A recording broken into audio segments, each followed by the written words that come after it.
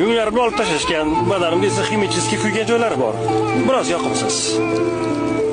Lekin normayman. Chinakam og'riq qachonki qimirlasam yokida chuqur nafas olganini sezaman. Mana hozirgidek. Men tajriba quyonchasiman. Men otam ham, onam ham, singlim ham, bolalarim ham, xullas, hammasi tajriba quyonchasi bo'lishgan. Ular hammasi o'lib ketishgan. Mening ham qismatim shu. Biz shu uchun dunyoga kelganmiz. Quyonlar uchun bu sharafli ish.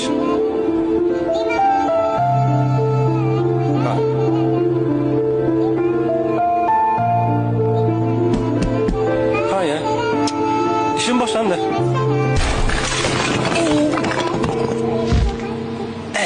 Judayam qo'rqinchli. Lekin men shunchaki ishimni qilyapman. Hoy, Ralf. Qayerda bir yuribdi? Ha, ularmi? Ketimdan yurishibdi va qanaqadir hujjatli film olishdi. Ularni aytyapti, bizni qutqarishsin. Qutqarishsin, bu yerni olib ketsin. Men eshitdim. Okey. Menga qarang. Bu joyni kesib tashlab bo'ladi-yu.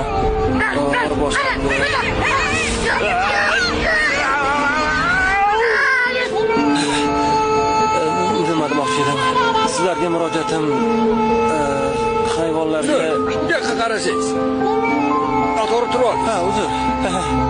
Men to'g'ri turdimmi? Ha, bo'ladi. Xullas, nima demoqchi edim?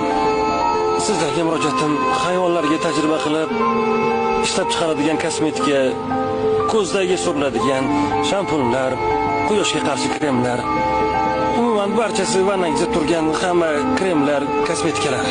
Sizlar bo'lmaganingizda men ochig'i ishsiz qolgan bo'lardim. Qayerdadir o'rmonda.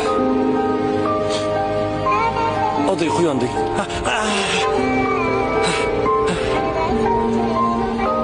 Hammasi zo'r. Sizning chiroyingiz uchun hayvonlar ozor chekishi yoki qurbon bo'lishini bilarmidingiz?